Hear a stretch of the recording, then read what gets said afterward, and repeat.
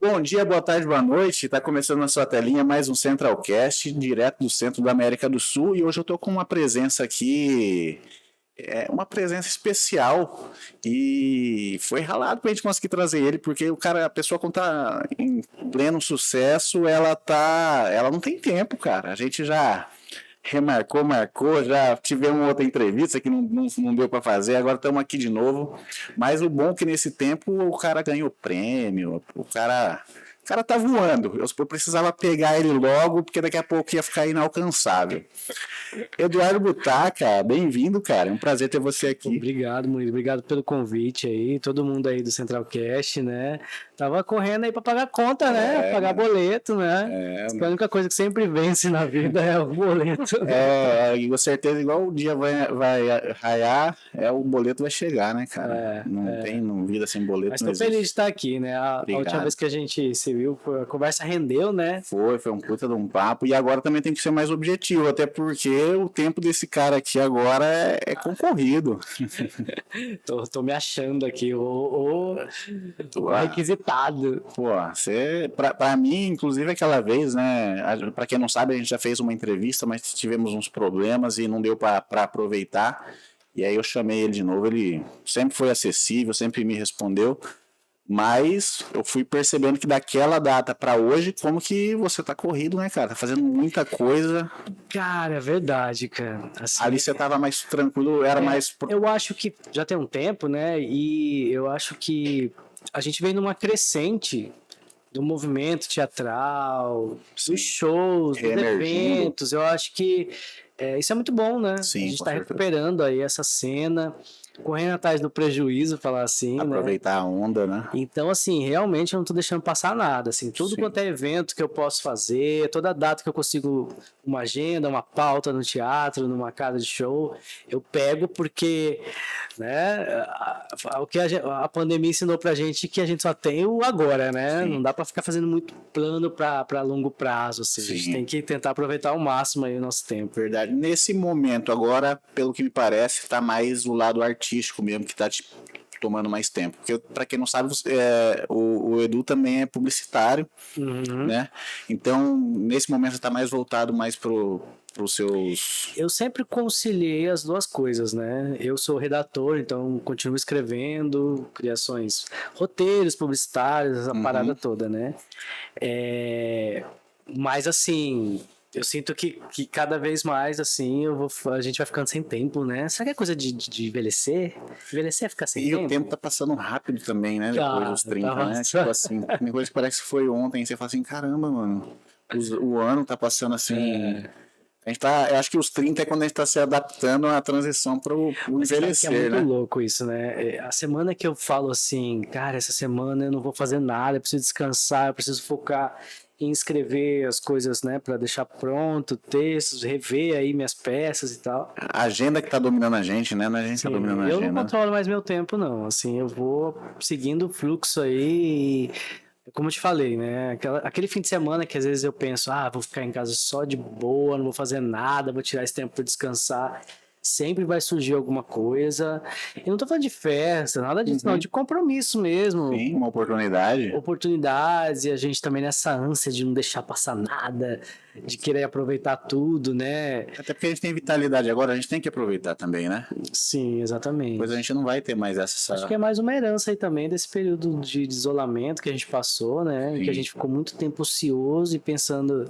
Queria estar fazendo coisas que eu não posso fazer. Verdade. Isso aí deu um choque em muitas pessoas. Inclusive, esse podcast também é resultado disso daí, né? Ali a pandemia, não sei se você deu uma piradinha também, mas eu dei. Eu acho que quem não... Eu costumo dizer que quem não pirou na pandemia não entendeu o que foi a pandemia, sabe? Não passou alienado, assim. Não quis enxergar o que estava acontecendo. Só se ganhou dinheiro, sei lá, com alguma coisa, assim, pra esquecer o que aconteceu, né? Só quem tem... a não ser quem tivesse muitas condições mesmo pra se isolar, ficar com a família lá e curtir a vida, o dinheiro... né? Mas assim, o artista então, né, ficar isolado de tudo e sem agenda, sem trabalho, sem dinheiro, sem entretenimento. Nessa parte aí, pegou pra você, né? Nossa, demais. Eu tava de mala pronta, né? Eu e o Thiago, a gente ia pra São Paulo pra entrar em cartaz com o nosso trabalho, que é o Loucos de Amor. Loucos de Amor. Que a gente vai agora mês que vem, em junho, né? Você vê, ó, era pra ter acontecido há 3 anos. Sim. A gente tem esse parênteses, assim, na nossa carreira. E agora é que a gente vai fazer esse projeto que já era pra ter acontecido. O bom é que a porta não fechou, né? Ela ficou aberta, né? Era uma agenda que já estava lá e ficou. Eles respeitaram tudo que estava. Isso. Ah, que bom. O teatro não fechou, né? Porque muitos fecharam. Sim. Não fechou as portas e a gente só retomou o contato. É claro que é um novo esforço, é um novo momento, né? O meu momento não é mais o mesmo, do Thiago também não, nossa agenda não é mais a mesma. Você entende também que agora você também está mais 3 anos, 3 anos de diferença? Aham. Você está mais preparado hoje, então você sabe que você está indo para lá, você está indo com muito mais bagagem, você vai entregar algo melhor. Não, sim, isso sim, nesse ponto sim. Mas ao mesmo tempo eu me vejo muito mais sem expectativas, no sentido assim de eu quero mais viver o momento, viver a experiência. Eu não fico esperando, porque quando era pra gente ir, eu tava cheio de expectativa, no sentido assim, né, como vai ser, vamos, não sei o quê.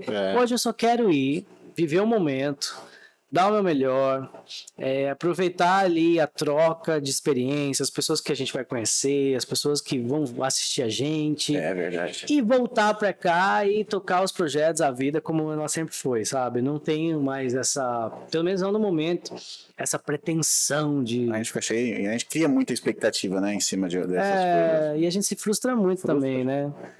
E a idade vai dando isso pra gente, né, também, Sim, né, a gente sim. não... Hoje eu também já não fico mais criando expectativa em todo mundo que aparece aí, né, sempre tá aparecendo pessoas, oportunidades, que se fosse há 3 anos atrás, eu pensava, uau, agora... É nesse sentido que eu falo sobre não criar expectativa, é você ser pé no chão. Pé no chão. Entendeu? Não é você ser pessimista, nem ser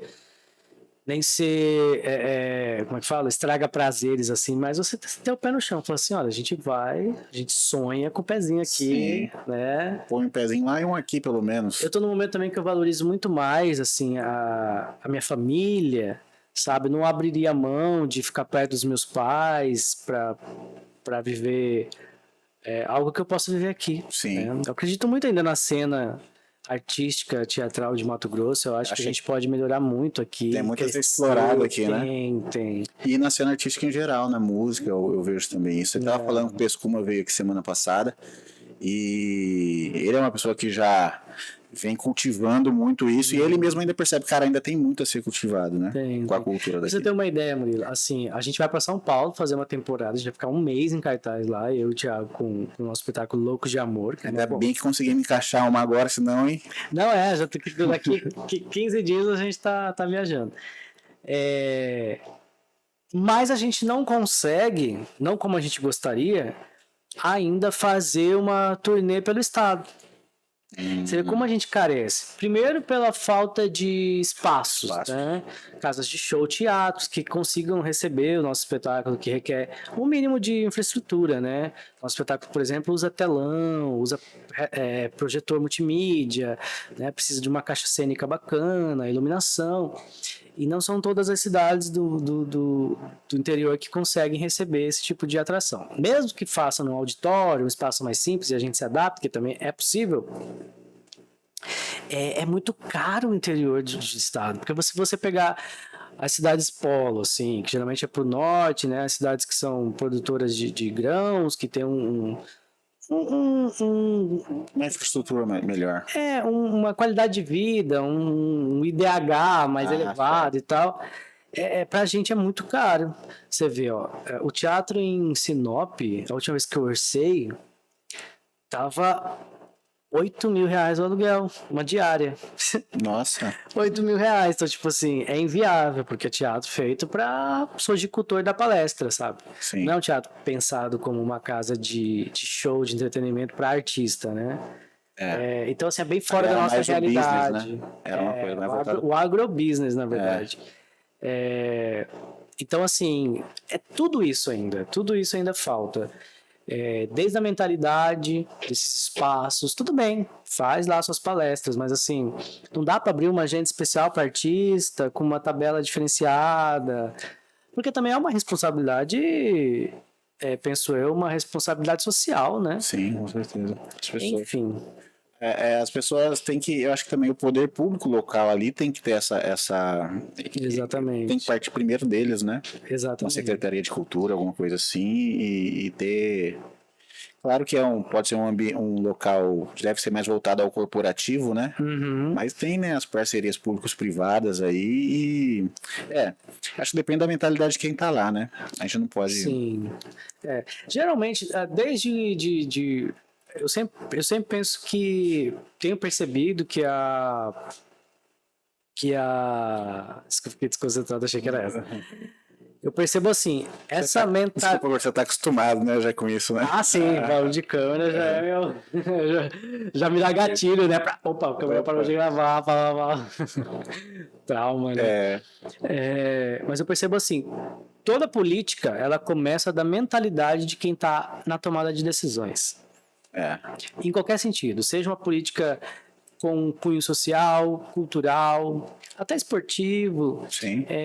Se a pessoa que está lá, na ponta, num cargo de liderança, ela tem uma mentalidade aberta para isso, né, que enxerga a responsabilidade social daquela empresa ou daquele cargo dele mesmo, é muito mais fácil.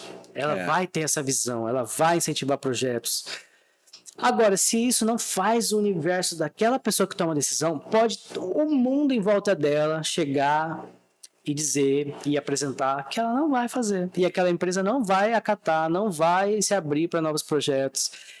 Por isso, sim, é muito importante que as pessoas elas tenham acesso à cultura, sabe? Sim. Isso desde a escola, porque na formação de plateia, porque esses estudantes vão ocupar cargos de liderança no futuro, vão estar à frente dos departamentos dessas empresas e se eles tiverem essa experiência cedo, eles vão formar essa mentalidade, vão dar abertura para isso e vão atingir novos jovens e a gente vira uma corrente. É um ciclo, né? Que sempre é uma corrente, um ciclo, né?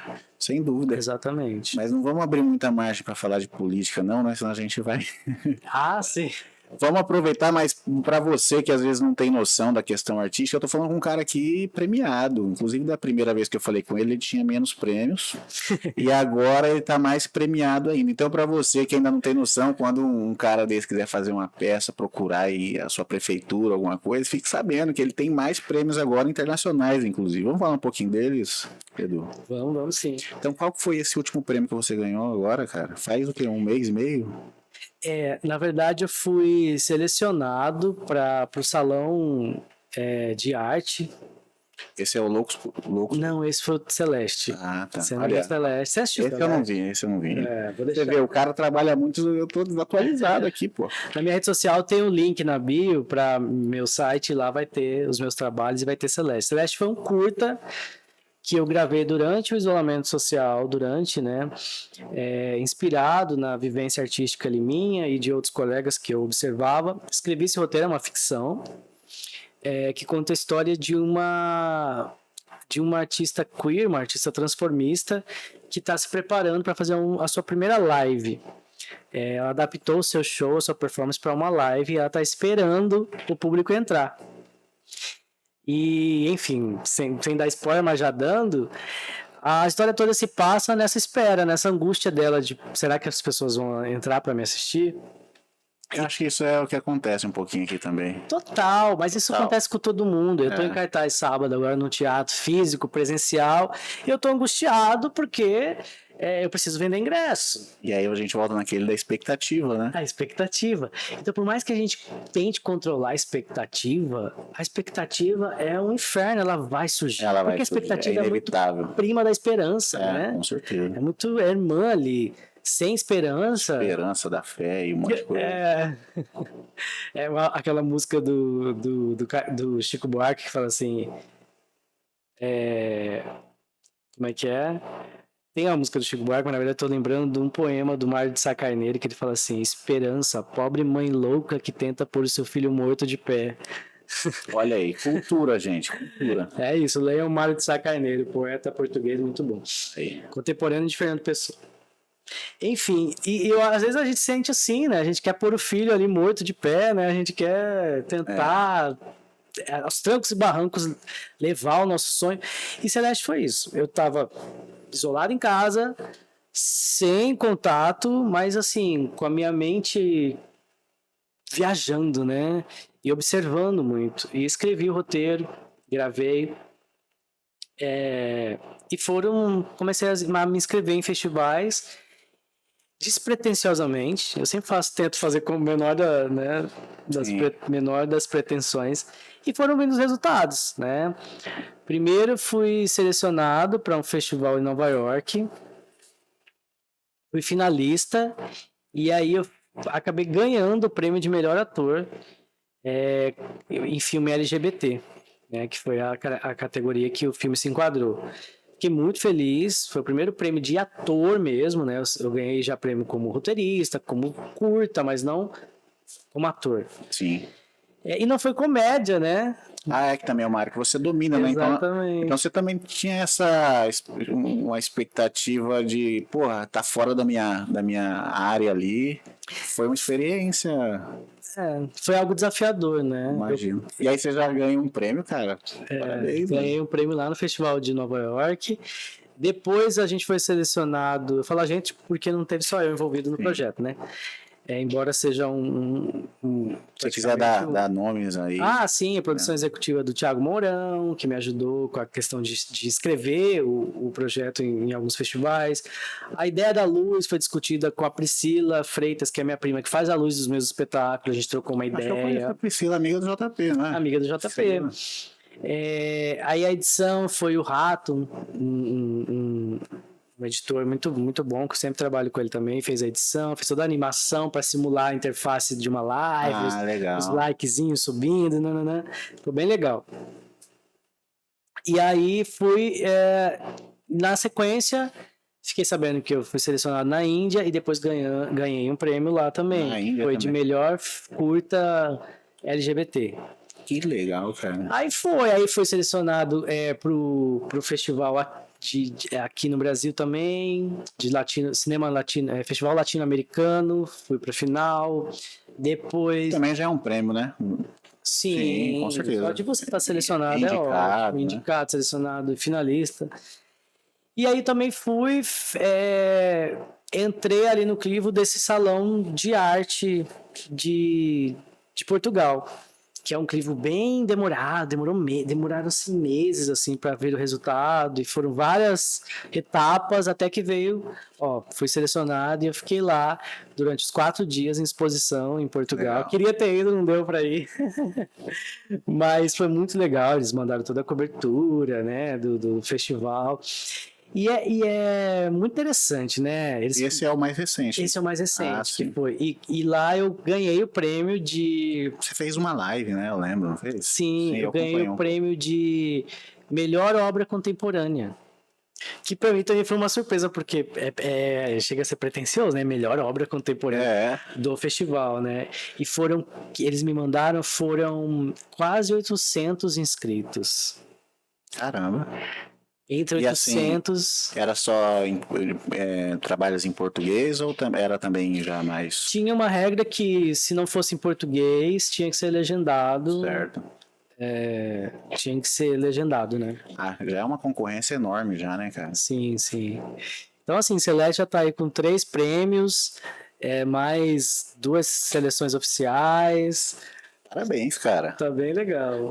Isso explica, aí, ó. Isso explica essa correria, né, que esse cara tá aqui, né, cara? E a gente tava falando um pouquinho antes da gente ligar as câmeras aqui, né, como que é essa questão da correria. Voltando, né, já falamos e vamos... a gente fica também fazendo algumas coisas bem feitas, né? Tipo assim, para colocar a carreira, né, em dia, aproveitar todas as oportunidades, e sempre tá deixando outras coisas meio capengas, né? Tipo, não dá tempo de cuidar da saúde, por exemplo. Eu preciso ir numa academia, preciso... academia. Isso é uma coisa que... Eu preciso. Eu vou falar que eu não tenho nem um pouco de posto, mas eu preciso pra caramba. Esses dias eu tava falando com o Thiago, ele falou, você tem que fazer academia, não sei o que. Eu falei, Thiago, eu não tenho tempo pra nada. Você quer me arrumar mais alguma coisa? Eu falo, nem relacionamento amoroso, sabe? Pois é. As pessoas falando sobre namoro, não sei o que. Eu falei, cara, eu só consigo pensar que um namoro seria mais um compromisso. Mais um compromisso. Pra eu ter, sabe? Pra eu colocar na agenda. Ah, dia tal tem que ver o namorado. Como que vai ser, né, cara? Eu também tô... E a academia é uma cilada, né? Porque pra fazer academia, você tem que ter disposição. Dizem que a academia dá disposição, mas pra fazer academia tem que ter disposição. Então, assim...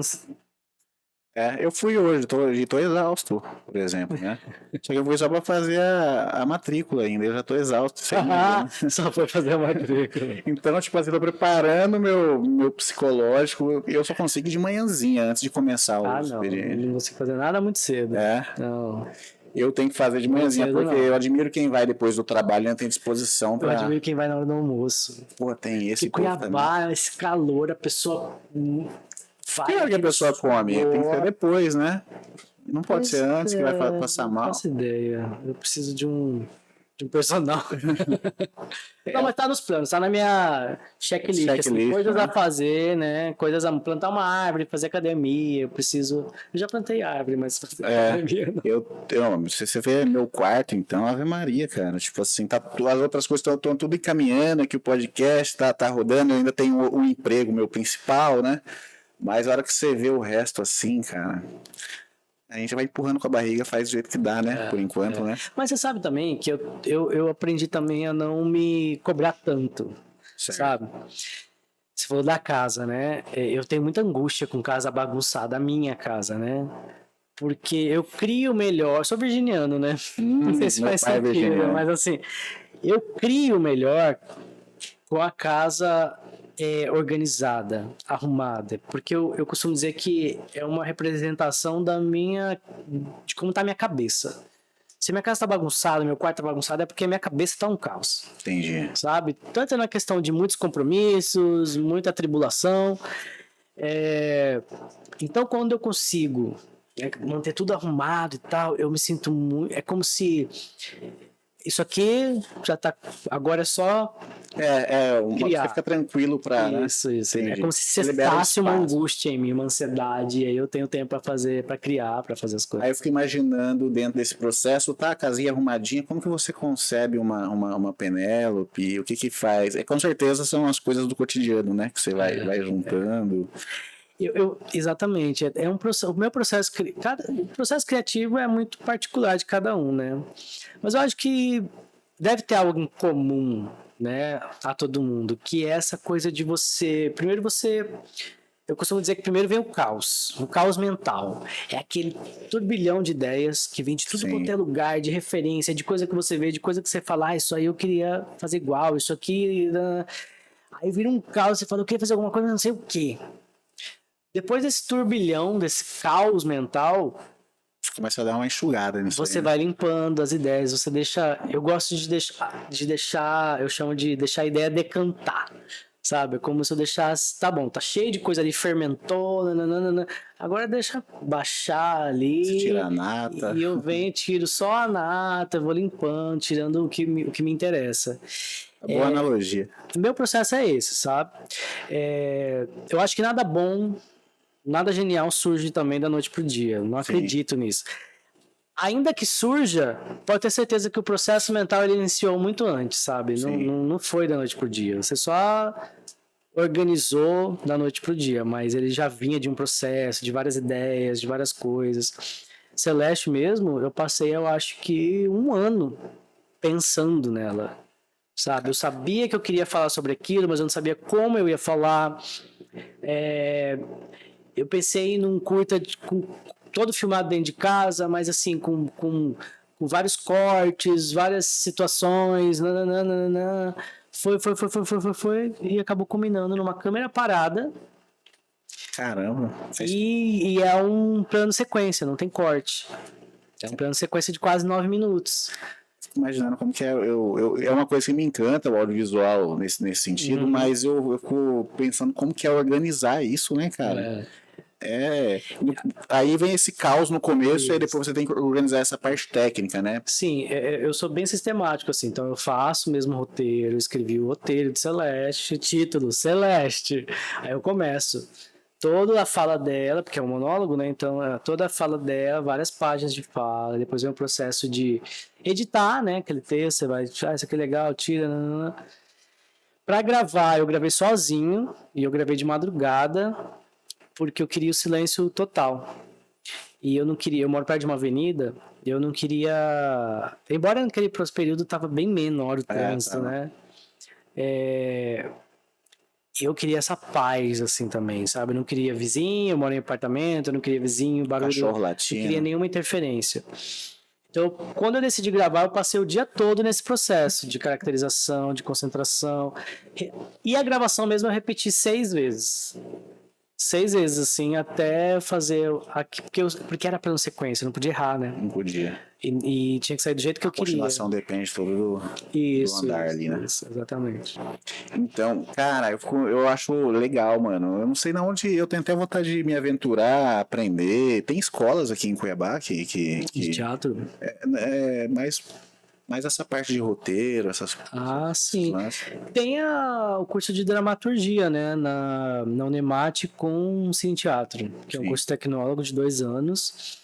É um texto mais voltado para o teatro, mas são muito próximos, né? Ah, certo. Inclusive, a minha intenção era começar esse bate-papo com uma certa cronologia, né? Como que o Edu entrou nesse meio e tal, mas a gente já vinha num flow antes de ligar as câmeras, então... Mas isso aqui é um bate-papo, né? Bate-papo é legal, assim. A gente filosofa, a gente fala de uma questão mais técnica, fala de um prêmio, fala do dia a dia, do cotidiano. Mas, cara, eu lembro que você até falou no nosso outro bate-papo, qual foi o momento mesmo que você... Vamos, né? Eu já baguncei tudo isso daqui. Mas como que foi o seu começo, né, na dramaturgia? Como que foi? Por onde que você começou? O que te encantou nesse meio?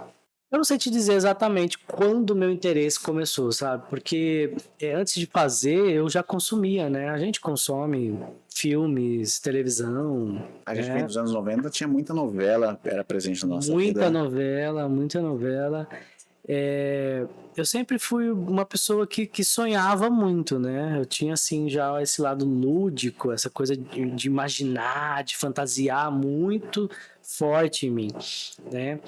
Até desde as brincadeiras ali de faz de conta, eu já era muito viajado, assim, né? E eu lembro de brincar com os primos, assim, as primas e...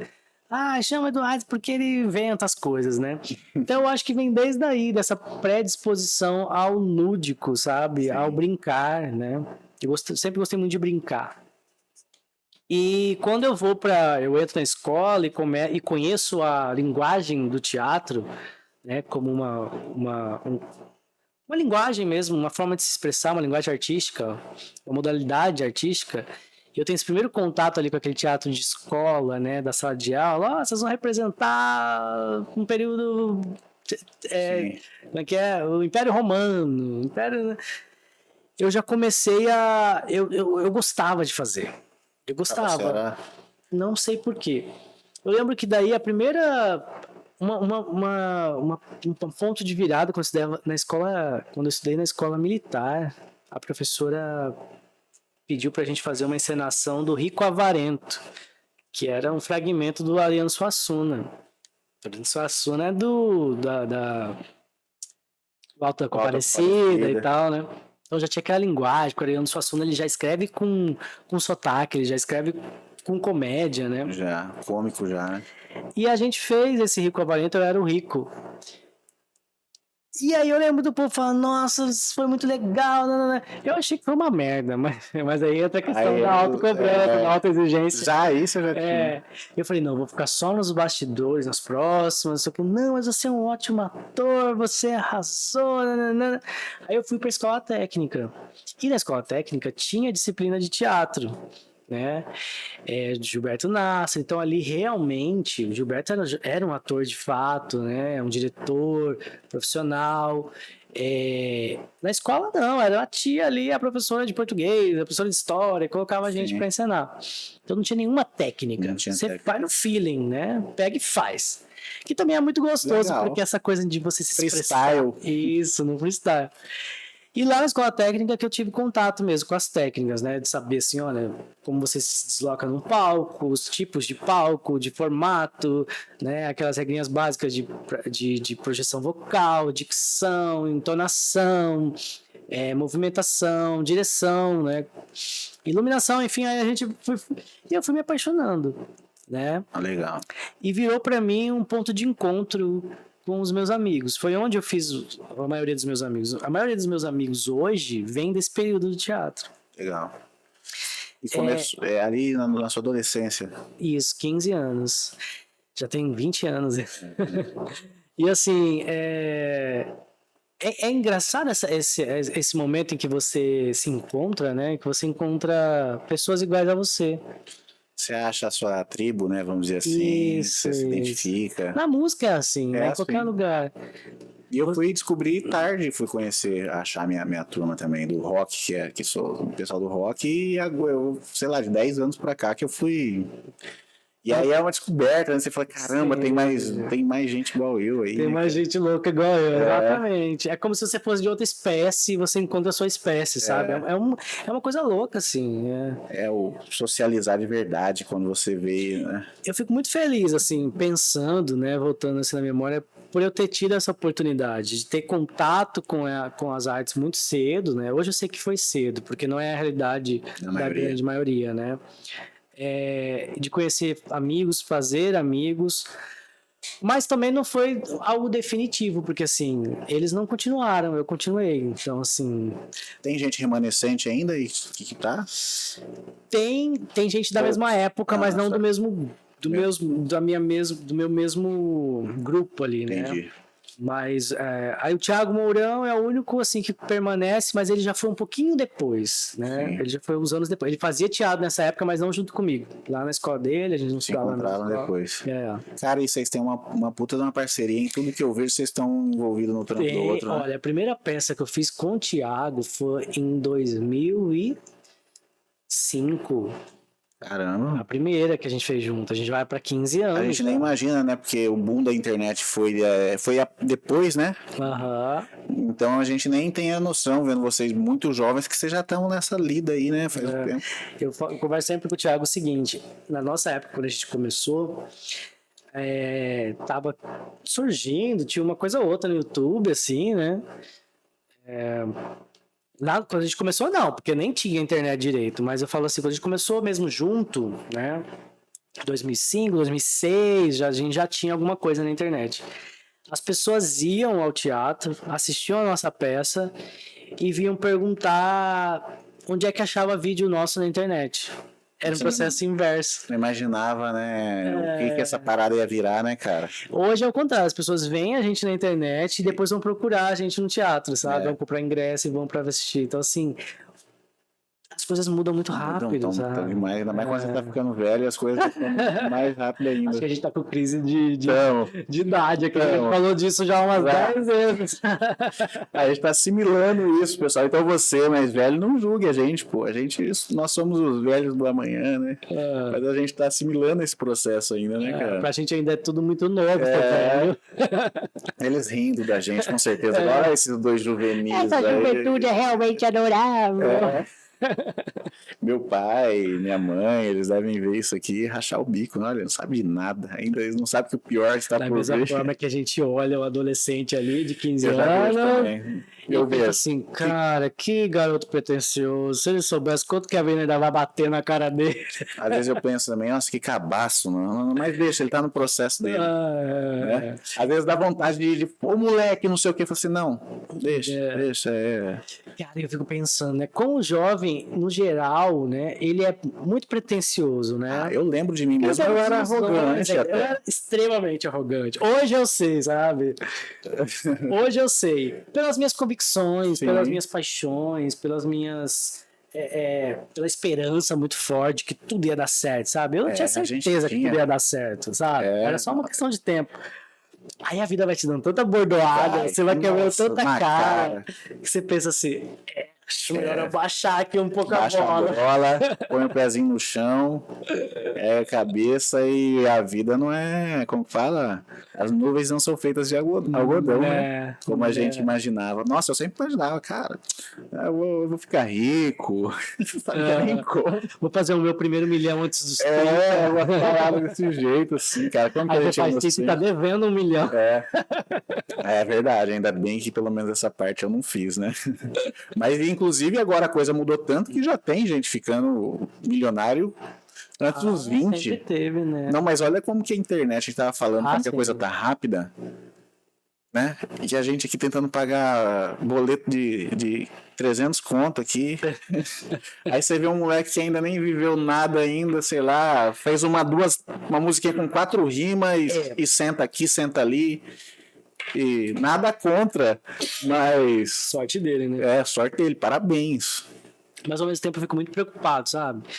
Porque da mesma forma que essa arrogância que eu já tive, né, guardada as devidas proporções, foi nociva para mim, em certo ponto, como é que você vai dizer para um jovem desse que o que ele tá fazendo é errado? Não é errado, mas assim, que não é tão simples assim, que ele pode amanhã levar um tombo e... As variáveis que a vida Exatamente. traz, né? Você acha que um jovem que fez seu primeiro milhão com 18 anos, você acha que ele não tem certeza que ele é um gênio? Tem certeza absoluta. Imagina se a gente sem nada já tinha... Exatamente. Então, assim, eu fico muito preocupado com esse ego, sabe? Enfim. Ainda mais a pessoa que, naturalmente, por viver num país que ainda tem suas carências, a pessoa a milionária, ele acaba tendo várias pessoas ali à volta dele que vão saciar esse ego. Bajular, né? Isso. Então, naturalmente, também ela vai perder a noção da realidade muito fácil, entendeu? Por exemplo, eu sou professor de teatro, né? Aí, não tô atuando no momento como professor. Tô atuando. Professor também, gente. Vamos deixar... Formação é essa também. Eu fico só observando, sabe? Alunos, aquele perfil de aluno que chega na aula de teatro e quer arrasar, sabe? Quer mostrar o talento dele, sabe? Entendi. Eu fico olhando, às vezes você passa um exercício que é simples, mas que é um processo, porque atuar é algo que você aprende, sabe? E você aperfeiçoa também, sabe? Às vezes você pode ter já isso dentro de você, mas você precisa sistematizar um pouquinho, né? Pra Exatamente. pessoa Então, eu saber disser pra aplicar. você que o exercício é pegar essa capivarinha, colocar aqui, depois pegar ela aqui, colocar aqui, mesmo aquela coisa meio Mestre Miyagi, Karate Kid. Pode ser chato no começo. Só pra você fazer isso, você não precisa jogar ela pro alto, sabe? E tem gente que acha que tem que... Tem que chegar lá e tem que me impressionar, sabe? Eu fico assim, tá, beleza, foi legal o que você fez, mas não foi o que eu pedi. Então, assim, também essa questão de você ter um objetivo claro, um jogo, porque o teatro trabalha com o lúdico, e o lúdico, como eu disse, é brincar, é jogar. Se você não cumpre a regra básica de um jogo, como é que você vai para um jogo com regras mais complexas? Né? Verdade. Então, eu sinto também essa prepotência do jovem de chegar e... sabe? E também, assim, quando a gente também tá numa idade que nem é velho, mas também não é novinho, rola uma competiçãozinha dos alunos chegar assim... É uma coisa meio patética. Se desafiarem ali, né? Desafiar, sabe aquele... Se testar, né? Vamos ver se ele sabe mesmo o que ele tá falando. Isso aí se aplica em vários Qualquer meios. lugar, eu acho. No esporte, por exemplo, joguei futebol e às vezes o outro não entendia que tinha um cara bom pra caramba que não tava entrando no jogo, mas o que entrava era o que entendia o que o técnico queria. Exato. E isso é no país do futebol, isso é muito... Exatamente. As pessoas não sabem ainda, não entendem isso. Às vezes o cara mandava o jogador fazer uma coisa que nem é legal, ou você vai correr atrás desse cara que você não deixa ele pegar na bola até se ele for tomar água fora do campo. Mas se você colocar em prática o que quem está te dirigindo, né? Que é a mesma coisa que você faz quando você é um diretor. Você é óbvio que você vai escolher quem atinge essa expectativa, né? Você está precisando de um cara que, sei lá, entra em cena, chore, seja apenas triste. Aí o cara vai e chora e passa do ponto, né? Ou o cara é indirigível mesmo, sabe? Ele tem esses muito casos? Bom. Tem. Ele é muito bom ali, mas assim... Ele é um trem desgovernado, ele quer fazer o que ele quer, e você às vezes precisa que ele faça algo simples, mas ele quer... E aí realmente entre você escolher esse cara que se acha um gênio e aquele que é esforçado, mas às vezes não é tão maravilhoso, mas que ele pode ser moldado e que ele pode chegar junto no resultado, você com certeza vai escolher o outro. Deve ter histórias, né? Você pelo menos deve saber de alguma coisa de grandes diretores e grandes atores que rolou conflitos e coisas assim, ao mesmo tempo porque o ator era muito foda. Como que deve ser, né, essa relação? Por exemplo, como que deve ser dirigir um Jim Carrey, por exemplo? Você não fala pro Jim Carrey, faz essa careta. Você tá entendendo? Eu acho que os caras têm que falar, Jim, a gente precisa... Como que é, né, cara? Que é uma coisa muito... Eu penso assim, eu quando eu vou ser dirigido, eu tento conversar bastante com o diretor para saber o que ele espera de mim, sabe? O que ele quer. Então deve ser uma Mas conversa... eu tento ser uma folha em branco, assim, né? Sim. Eu espero ver dele também essa liberdade criativa, que ele fala assim, não, eu quero que você se solte, que você improvise.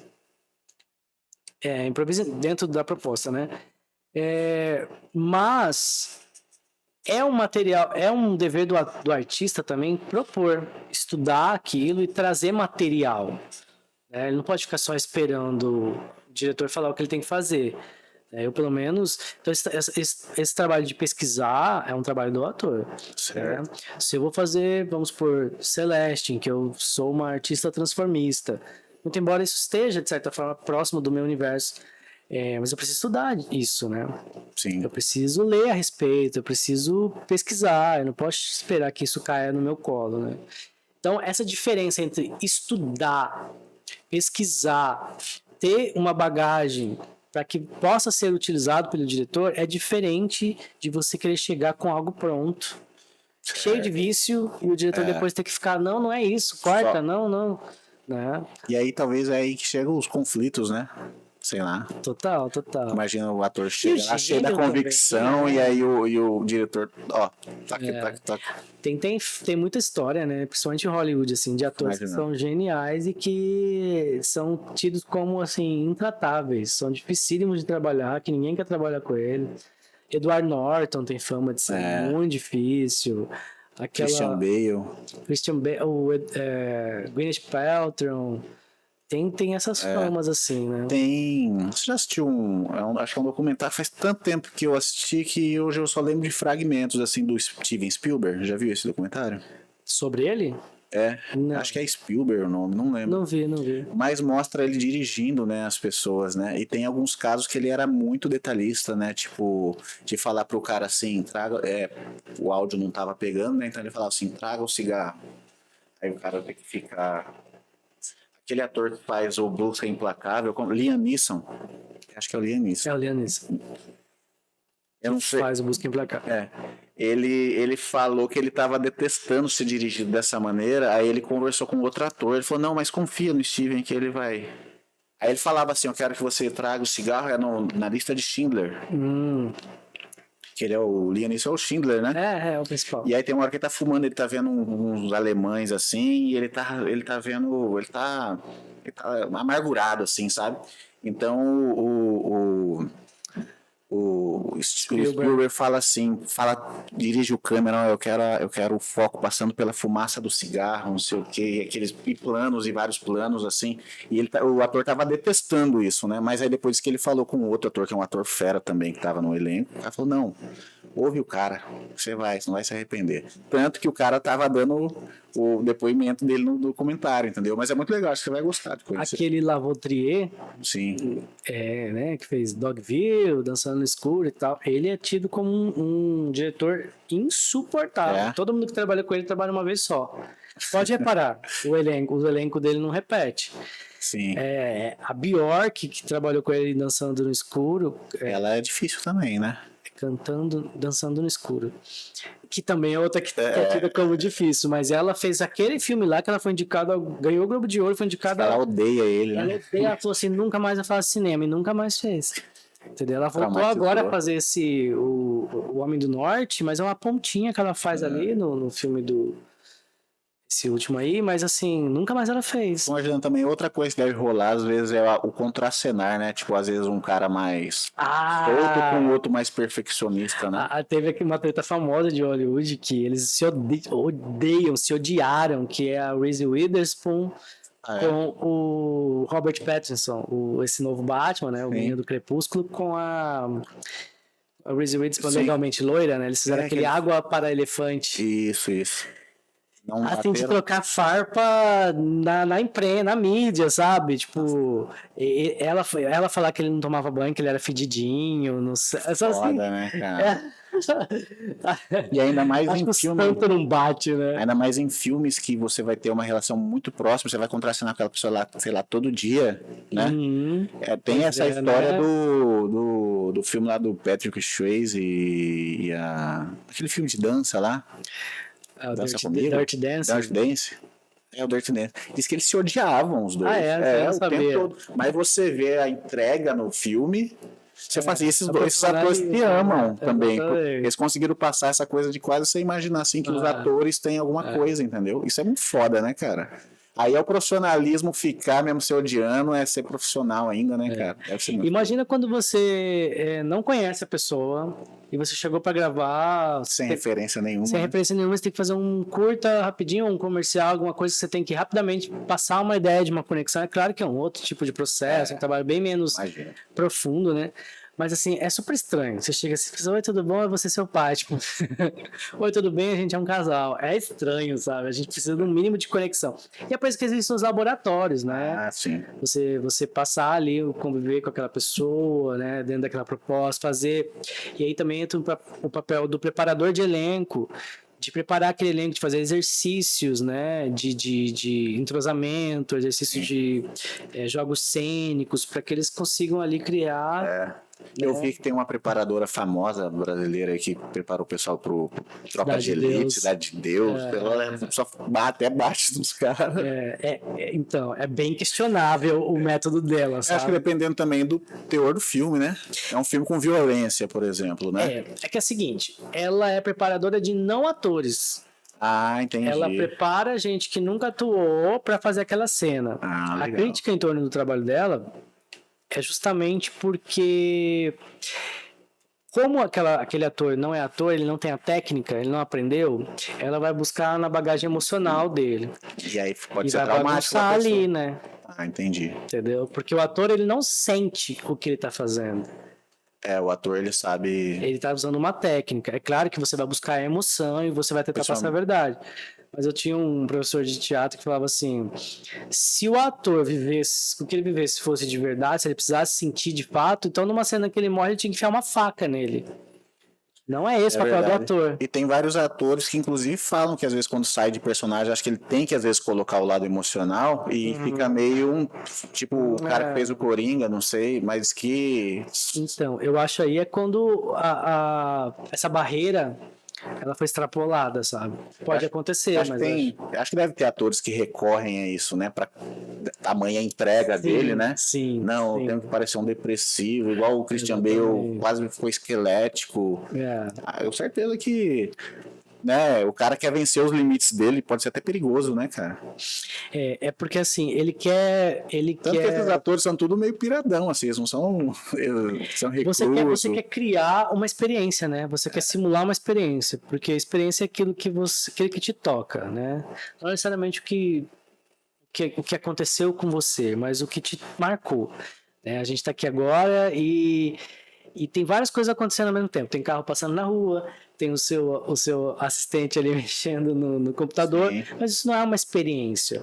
Né? Algo que a gente conversar aqui, que nos tocar de alguma forma, isso sim eu posso considerar como uma experiência. O que acontece é que o ator, muitas vezes pela falta daquela experiência, ele tenta fazer um preparo, um laboratório para simular ou forçar aquela experiência. Então, se eu nunca fui obeso, aí eu vou engordar quilos para eu sentir o que um obeso sente. Então isso não é recomendável, assim, tecnicamente falando. Cara, eu acho muito perigoso. Eu acho desafiador, é interessante, mas eu acho que você tá extrapolando a barreira aí, sabe? Ele tá sujeitando e isso pode trazer, né, consequências, né? Ele já compra essa ideia, afinal os caras ganham, sei lá, 10 milhões no filme, né? Eu não consigo imaginar, por exemplo, Meryl Streep engordando 50 quilos pra fazer uma obesa. Eu não consigo. Essa mulher é foda, hein? Eu não consigo imaginar a Fernanda Montenegro tirando o seio, como a Gwyneth Paltrow fez, pra fazer um personagem. Ela fez isso? Pra fazer Shakespeare apaixonada, a Gwyneth Paltrow reduziu o seio, porque o ator, ela tinha que fazer aquele personagem que ela se vestia de homem, né? Sim. No teatro. E ela tinha um seio maior na época e pediram pra ela... Caramba, aí foi radical. Então, é uma mutilação, né? Isso aí foi, passou um pouco do... Então, qual é o limite? Qual é o limite? Cisne Negro, você assistiu Cisne Negro? Eu assisti uns pedaços, mas não lembro.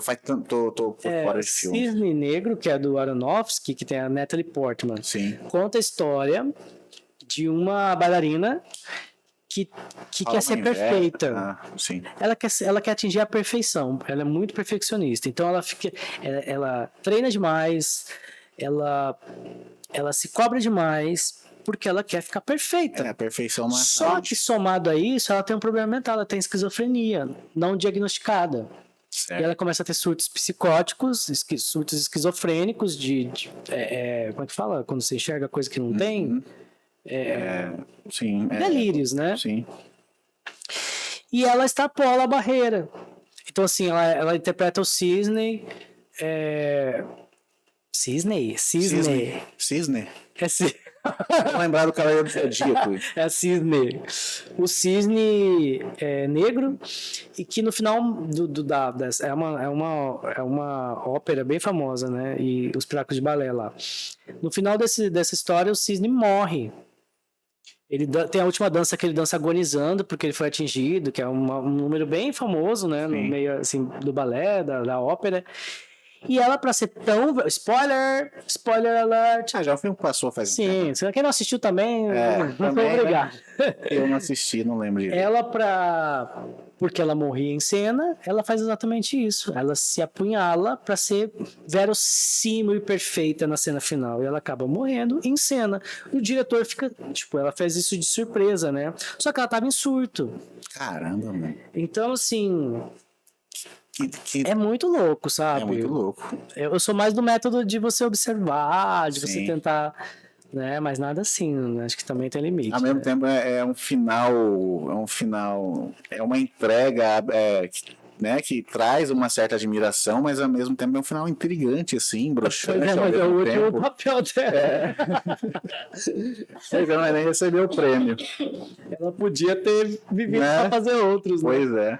Mas que louco, né, cara? Eu fico imaginando, pra quem não sabe também, esses dias eu fui na peça do Edu, na Penélope, fui com a minha família, o pessoal adorou, minha mãe adorou, nossa.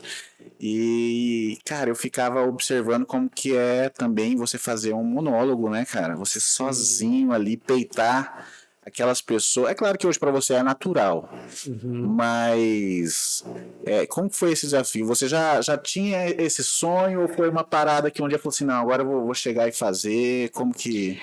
Eu já tinha feito outro espetáculo, que é o Se Perguntar Não Fui Eu, em que eu também estou sozinho no palco. Eu faço vários personagens, né? Esse foi o primeiro em que eu faço só a Penélope. É algo assim, realmente é muito mais fácil para mim hoje, assim, do que já foi, mas ainda é difícil. Eu não penso muito, assim, sobre, a plateia, porque senão eu entro em parafuso, sabe? Eu não posso ficar pensando nisso, eu tenho que ser muito objetivo, eu tenho que ensaiar meu texto, pensar em como vai acontecer e jogar com a plateia. Porque se eu ficar pensando... Ai, meu Deus, a plateia. Ai, tá todo mundo olhando pra mim. Ai, meu Deus, eu saio correndo do palco. Eu começo a ter crise de ansiedade. Então, realmente, ali é a cegueira cênica. Exatamente. Aí entra a técnica. Entendi. Que louco isso, cara. E é engraçado porque a minha primeira fala no espetáculo que você assistiu a Penélope está no camarim se arrumando pra entrar em cena, né? Sim. E ela diz assim, será que o público já chegou? já veio me ver, ela fala consigo mesma. E quando eu falei isso, o público respondeu. Uhul, tamo aqui, tipo assim. É claro que eu tô sentindo tudo. Sim. Eu tô consciente no palco, eu não tô em transe. O Eduardo tá ali. E nessa hora, a cabeça da gente, ela se subdivide, né? Sim. Eu fiquei pensando, nossa, o pessoal tá aí, tá interagindo, a plateia tá Você massa. dá uma saidinha assim e volta, né? Isso. É como se o cérebro, como eu falo, separasse. Você tem a parte do cérebro que faz assim, nossa, que legal, a plateia tá cheia. Tem outra parte que pensa assim, Foca. foca aqui e continua seu texto, a sua mise-en-scène, o que você tem que fazer. Sim. Mas é uma loucura.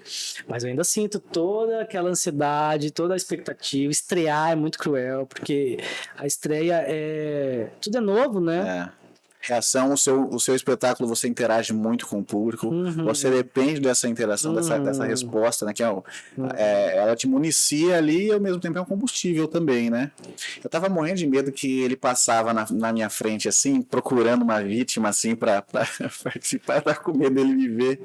E você pegou um pessoal lá pra zoar, né, no dia, né? É porque o teatro, ele se dá, né, por esse jogo cênico, né? O teatro, ele acontece quando tem uma obra artística, que no caso era o espetáculo, meu espetáculo, quando existe o artista executando aquela obra, que no caso era eu, e o público, essa tríade. Sem um desses três, não existe. Eu falo que é por esquizofrenia daí, sabe? Uma obra sem público é nada. Se não tivesse ninguém ali para assistir, Verdade. zero, aí era ensaio, entendeu? Era eu, né? E se tiver só um artista sem nenhuma obra, só uma pessoa ali sem nada, também não quis você olhar para ver o quê? Sim. Né? Enfim. Agora, nessa correria que você tá, eu lembro que você estava fazendo um trabalho legal que era recebendo ideias, né, dos seus seguidores, né? Com essa correria, tá conseguindo fazer? Eu dei um tempo, eu chamei de primeira temporada, que é Tem Contexto, onde eu interpreto histórias que me mandam. Tava bem, tava legal, gostando muito de fazer. Só que você teve que dar esse tempo agora para... Porque como é que eu estrear espetáculo, estrear clipe, viajar para mexer com a temporada em São Paulo e continuar fazendo. Então não adianta. Tem hora que você tem que dar um foco, abrir mão de uma coisa ou de outra. Eu tava falando esses dias, é engraçado, porque faço vários personagens, tem as que as pessoas preferem, né? Então tem geralmente a Penélope, a professora Geisa. E aí comecei a dar mais foco pra Penélope, porque eu estreava o espetáculo e tal. Aí vem o povo. Cadê a professora Geisa? Tá sumida. Manda vídeo da professora Geisa, grava. Aí quando eu tô fazendo muito, professora Geisa, vem o povo, cadê Penélope? Cara, o povo nunca tá satisfeito. Mas que bom que você tá tendo esse feedback, né, cara? Significa que você tá sendo assistido assim mesmo, né? Assistido no melhor sentido, assim, de acompanhado. Eu não tenho o que reclamar, sabe, Murilo? Assim, eu reclamo da nossa situação no geral. Eu acho que a gente poderia ter mais incentivo, mais estrutura, mais recurso, mais fomento. Mas eu sempre achei, assim, o público muito generoso com o meu trabalho, sabe? O público sempre vai me assistir. O público sempre me dá feedback. Eu preocupo muito com essa troca, que ela seja genuína, de verdade, sabe? Eu sempre brinco e não é... Sempre falo e não é da boca pra fora, não. Mas eu sou muito preocupado com a qualidade dessa troca na rede social. Na relação, né? Pra mim não me interessa ter 1 milhão de seguidores que eu não consigo ter uma troca real com eles, sabe? Sim. Que daí pra mim vai virar um inferno, vai virar um monte de bot. Eu ficava... e fica... você tem quantidade e qualidade, né? Isso que é o importante, né? E eu sei que é real. Sim. Sabe? Eu ficava imaginando como que era você organizar, captar todas essas ideias que vinham separada ali, sei lá. Às vezes era uma ou você juntava também. Né? Planilha de Excel compartilhada na nuvem, você acha? Você fazia tudo sozinho ou você tinha algum auxílio também de colegas, alguma coisa assim? Olha, tinha o Guilherme lá, que inclusive é hoje aniversário do filhinho dele, do Vicente. Parabéns, Vicente. Eles também me ajudavam a escrever, a fazer essa triagem, mas basicamente era eu. Eu que fazia toda essa organização. E aí todo aquele processo de gravação, porque eu gravava geralmente, às vezes assim, 4 histórias no mesmo dia. Sim. Então, assim, com trocas de personagens. Então eu tinha que me organizar toda, assim. Eu vou fazer professora Geisa, então já vou fazer todos com a professora Geisa. Exatamente. Então, se eu ia gravar personagens masculinos, eu começava por eles. Então, todos, né, de barba ou sem barba, mas assim, sem maquiagem, eu gravava todos. Só que aí tem um que tá num sketch, porque são diálogos também, então tem a Aí é uma montagem. concha de retalhos, Isso, né, então às vezes eu gravava um homem, né, de uma história, e depois um outro homem de uma outra história. Aí depois eu tinha que vir gravando só as mulheres de histórias também. Que trampo, pessoal. Vocês não sabem o trampo que um é. trampo, velho. Por isso que você tem que ir lá na rede social, dar o seu like. Assim como a gente precisa aqui também. Vamos aproveitar, como a gente está falando da sua rede social, divulga aí pro pessoal como se você precisasse, né? Eu acho que eu preciso. @Eduardo Butaca, com B de bola, K de. Sempre fala de Catiúcia. Eu nunca lembro nada que tem. Mas tem também o meu site, que é o www.semcontexto.com.br, semcontexto.com.br. Lá vai ter as principais sketches, assim, as mais atuais. E vão lá, gente. Tem também o campo para você mandar a sua história no site. Vão lá, manda a sua história, vai ser um prazer para mim reproduzir o que você viveu aí, né? Alguma situação cômica, algum mico que você pagou, alguma coisa absurda, alguma coisa sem contexto, porque a proposta é justamente essa, contar coisas aleatórias. Ou alguma historinha já meio um pouco mais prontinha, né? Vai que tem um roteirista aí, né? Amo. Né? Vai facilitar muito. Mas tem coisa que vem já bem pronta. Você percebe que às vezes a pessoa já tem um jeito pra coisa. Um talento ali, ou ela tem referência já. Mas pessoal, ó, vocês que estão assistindo a gente aí, você tá vendo esse conteúdo aqui, um puta de um conteúdo com um puta de um ator, empresário, um monte de coisa esse cara aqui é. Então, ó, eu acho que eu mereço seu like, viu? Você acha que eu mereço, Edu? Com certeza. Já então, curte, pessoal, compartilha, ativa o sininho. É só esse movimentinho que você vai fazer, não te custa nada. E pra gente, né, Edu, é um combustível enorme, né? Ainda mais a gente que tá começando ainda aqui, isso a gente precisa muito. Como a gente falou, o boleto não para de chegar. E o seu like vai ajudar, vai fomentar isso aqui, vai levar esse material para muito mais pessoas, pessoal. Eu aguardo, viu? Então não podia perder essa deixa, né, cara? Claro. A gente tá aqui na batalha, ó, manter essa estrutura aqui não é fácil, não. O Edu conheceu a gente lá no comecinho, né, quando a gente fez. E aí, o que você tá achando do nosso espacinho aqui? Tá bacana? Cara, eu achei muito aconchegante, né? Dá vontade de ficar aqui a noite inteira. É, gostosinho, pô. A gente nem sempre, claro que tem a responsa, né, de fazer tudo certinho, mas, pô, quando você tá fazendo a parada que você ama, você não sente que é um trabalho, né? Não sente aquela carga, né, cara? E é que eu percebo, né, como cada detalhe tem o seu toque, parece, né? Mas foi tudo eu que fiz, mano. Da mesa, esses móveis aqui, eu rapelei também o meu quarto, né? Então aí entra aquela coisa do quarto bagunçado, então muita coisa eu tirei do quarto, esse nicho. Então meu quarto tá um caos lá, mas aqui eu... Tem um caos transitório. Transitório, é uma passagem, né, cara? É uma passagem. Vou aproveitar, ó, você alcança aquele boné, eu vi que você gosta de boné. Vamos ver se ele é bom pra você. Já pega pra você já, mano. Que chique! Se você quiser, eu tenho outras coisas, posso depois disponibilizar pra você. Esse Bordeaux. Você gostou dessa cor? Eu adoro essa cor aí, cara. Eu queria fazer mais, mas não consegui fazer, então já fica de presente pra você, cara. Obrigado. Veste ele uma hora, dá uma moralzinha pra nós. Vou vestir, já tem uma caneca nossa, né? Vou fazer as duas... Combo, aquela que eu levei lá. Aquela canequinha ficou bonita, né, cara? O cara aprovou. Selo Capivara de qualidade. Selo Capivara. Qual é o nome dela? Capivera. A Vera. Minha mãe chama Vera. Foi ideia de uma seguidora, nossa amiga Dani. A Dani que faz curso. Eu fiz uma enquete. Vendo quem sugeria nomes, né? E um dos nomes selecionados foi Capivera. Ela concorreu com mais outros 4, 5 nomes, igual os seus concursos lá, só que seus concursos e no exterior. E aí no final ficou Capivera. Achei legal, é muito simpática essa galera. O pessoal adora, o pessoal quer levar, o pessoal quer comprar. Eu acho que já dá pra lançar o produtinho aí, hein? Vamos pensar nisso aí. Vem aí. A lojinha Centralcast aí, Central Store, olha, a Capi vai vender igual água. Mas, Edu, eu não quero tomar mais muito do seu tempo. Vamos caminhando aqui mais pro parte do fim, porque, cara, esse cara tá corridão. A gente encaixou aqui a agenda dele, a gente na correria, na minha, na dele aqui, conseguimos. Porque é aquilo que eu tava falando, daqui a pouco ele vai pra São Paulo, eu não pego mais esse cara, mano. Pega assim, que é isso. Mas- Sem expectativa, sem expectativa. tá pé no chão aqui, a gente vai lá, é mais um trampo, a E gente lá vai vai- ficar de volta. Já que a gente tá falando de ir pra São Paulo, vai ser aonde lá, pô?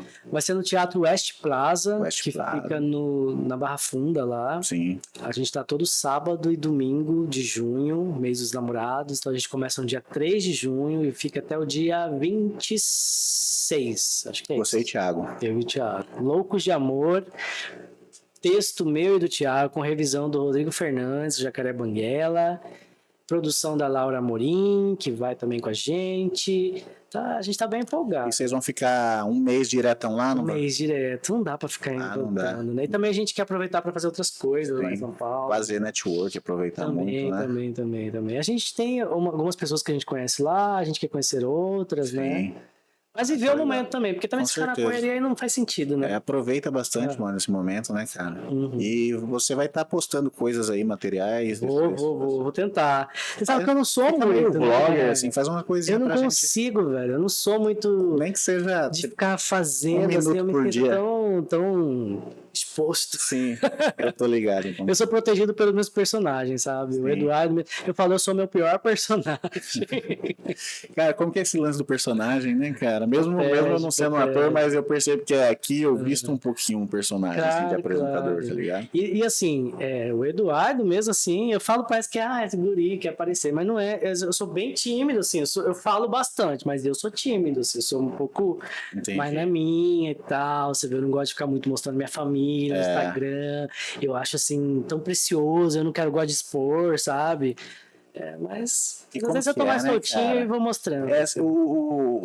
Os personagens são facetas da gente, será? Não, são personas, né? Vem de personagens vêm de persona vem de máscara, as máscaras que eles usavam no teatro grego. Então, aí você vê que são coisas para tampar o seu verdadeiro rosto, né? E você usa bem, né? Ou para tampar, ou para esconder, ou para amplificar Amplificar, eu acho que você faz com isso. uma caricatura e Você tal. amplifica, né? Claro. Eu acho que as pessoas perguntam assim, de onde veio tal personagem, de onde veio tal personagem? Todos vieram de mim, sabe? Sim. Todos são uma caricatura de mim mesmo. Não é uma cópia de ninguém. Não estou imitando uma professora minha. Não é isso. Não é esse meu processo. Claro, é a partir da minha observação, de coisas que eu vi. Mas se você perguntar pra mim, quem é, cara, a professora Geisa, é a não que tem uma mais pessoa vem. Não tem. Tem gente que manda mensagem, você imita tal professor, não é? Encaixa com lá alguém, do né? liceu, nunca estudei no liceu. Tenho certeza, falando, que bom que você lembrou de alguém, mas não é. Sim. Mas ela tem realmente, ainda mais com o Cuiabana, né? Que ela dá uma puxada, e eu tive bastante professora Cuiabana mesmo, assim, que fala, olha! Mas é porque eu sou cuiabano, né? Então, quando você vem com essa coisa, isso Sim. vem, né? Com mais força. Verdade. Aqui no Mato Grosso, você tem outros atores assim, que são, pelo menos, referência nessa criação de personagens, tudo. A gente tem o Leo ali, né? Que é um... O Leo, pra mim, foi uma grande referência, assim. Eu ouvia muito, eu não conseguia ir vê-lo no teatro. Eu era bem criança e não tive esse acesso. Mas eu vi ele na TV.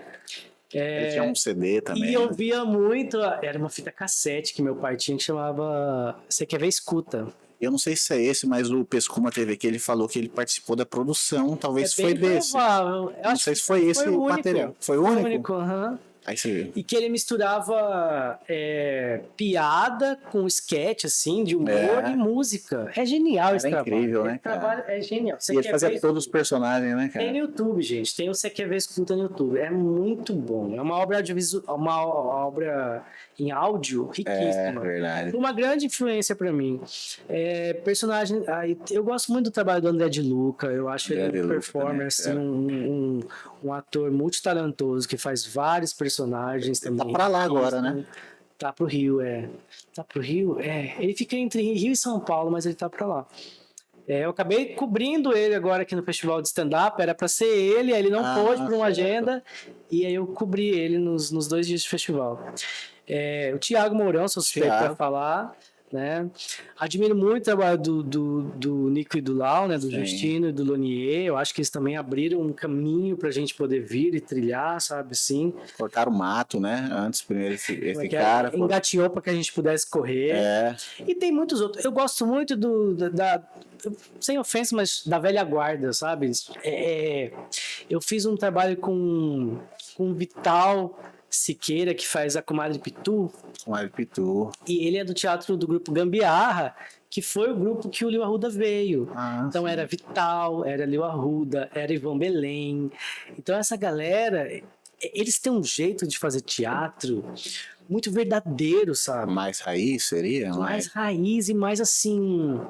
Sabe, aquela coisa meio genuína, mambembe circense, uma coisa assim, tipo, de improviso, vai lá e faz. Eu pego qualquer coisa aqui, coloco na cabeça e eu virei outra coisa. Que louco, eu imagino mais ou menos. E eu admiro muito isso, porque isso é muito espontâneo. E eu acho que... Sai de uma maneira muito natural. Isso. A gente vai se aperfeiçoando assim na técnica, né, e nos próprios recursos, a maquiagem vai melhorando, as perucas vão melhorando. Eu percebi que a Penélope melhorou bastante, né? Tá chique, né? Tá chique. Mas, assim, eu acho que também a gente perde um pouco da espontaneidade, sabe?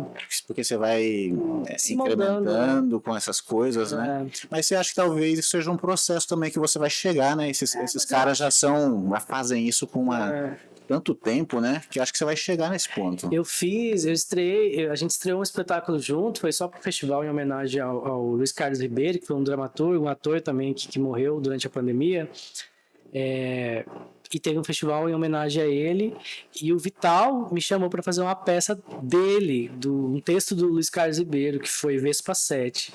E eu fiz a filha da personagem, eu fiz Ramona, que foi depois uma personagem Ramona, famosíssima. Saí desse texto, Ramona, eu fiz... E foi engraçado pra mim. Ramona que ele xinga tudo ela, né? Ramona ai gente, o que tá acontecendo? What is this? Você tá vendo, cara? Como pode o cara ter sido tão genial?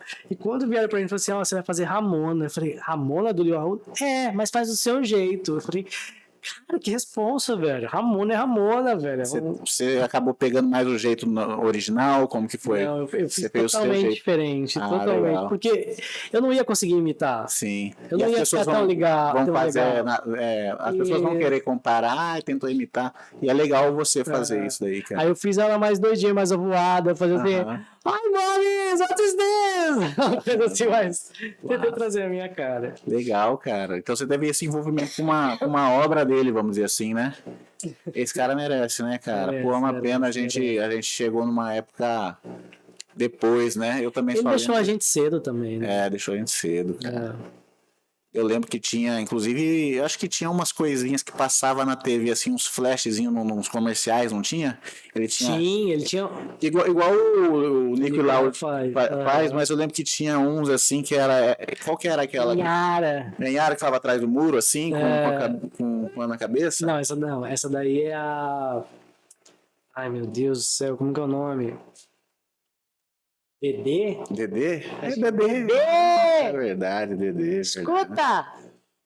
Era fofoqueira, né? Cara, e você tem uma referência dessa no bairro, alguém assim, né, cara? Era muito, muito bom, cara.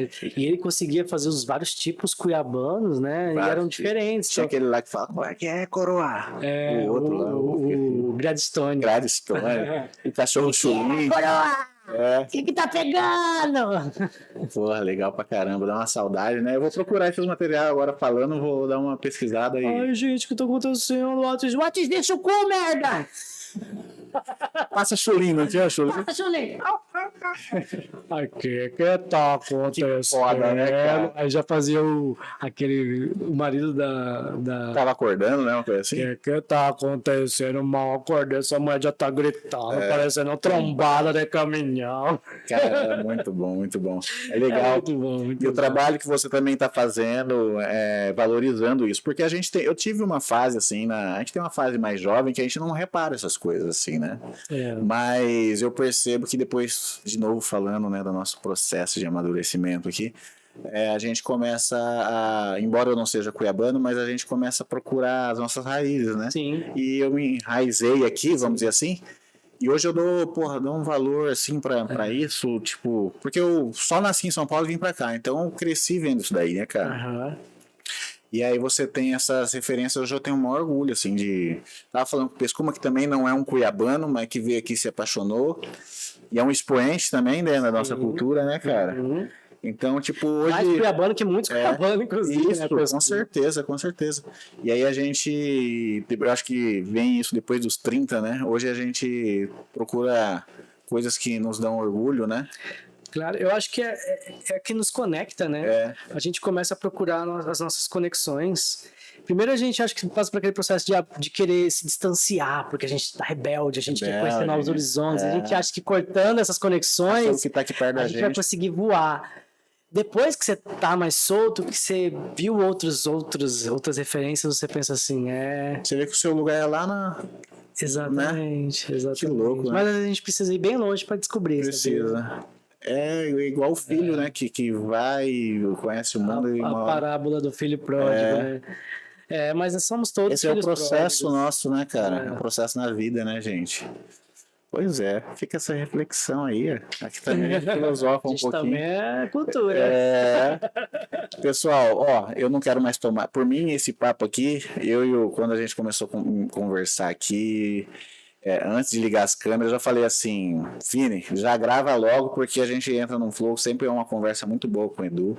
O Edu tá cansado, precisa descansar. Isso aqui é uma conversa que ia até meia-noite, fácil, fácil. Uma hora, se Deus quiser, um dia a gente vai poder conversar numa mesa de bar, trocar uma ideia. Antes, inclusive. Sim. Antes de ir Qualquer pra... coisa, tem meu WhatsApp lá. Ó, Edu, um cara acessível, com toda a correria, ele veio, ele honrou, tá aqui hoje. Muito obrigado. Para mim é uma tristeza ter que finalizar esse bate-papo, porque a gente tem muita coisa que a gente pode explorar. Mas a porta está aberta. Logo, com certeza, daqui a poucos meses vai ter mais prêmio, mais atualização dos trabalhos que ele faz. E a porta está aberta para quando você quiser voltar para divulgar seu trabalho. Obrigado por todo mundo aí que está nos assistindo, nos ouvindo. E eu fico muito feliz, né, de você me convidar e também da gente poder aí conversar sem amarra. Deixar o fluxo do pensamento nos guiar, né? A ideia desse programa é isso aí, fazer a parada do jeito que vem. Obrigado aí pela presença também de Capivera. Obrigado pelo boné. Sim. É isso aí, gente. Continue acompanhando aí o podcast, acompanhando aí o meu trabalho nas redes sociais. E eu espero poder continuar aí por muitos anos fazendo vocês rirem, se refletirem, Sim. pensarem, chorarem, sei lá, o que o universo quiser que eu faça. Seu instrumento aí. Essa é a ideia do artista, né, cara? De causar reflexão, né, de alguma maneira, né? Com seus inúmeros personagens. E a nossa ideia aqui é levar isso até você. Então hoje tem um cara maravilhoso como esse, outro dia tem um outro artista, outro dia vai ter um empresário aqui. E não esquece, eu tenho que pedir de novo o seu like, se inscreve, aciona o sininho, compartilha com os amigos, porque não é fácil produzir que seja um vídeo que seja só com um celular assim, editar e colocar, né, Edu? Você sabe como que é, né, cara? O processo que é. Como que foi aqui, por exemplo, pra gente ligar todo esse aparato aqui, sempre tem um probleminha técnico, né? Sempre tem uma coisa que acontece na última hora. Mas... Então é isso, pessoal. Muito obrigado. Obrigado mais uma vez, Edu. Eu fico felizão. Eu fico agradecendo toda hora porque eu tô felizão. Quando eu tô eufórico, eu fico assim. Mas, pessoal, obrigado pela sua presença. Bom dia, boa tarde, boa noite. E até um próximo Centralcast, viu? Abraço. Cara.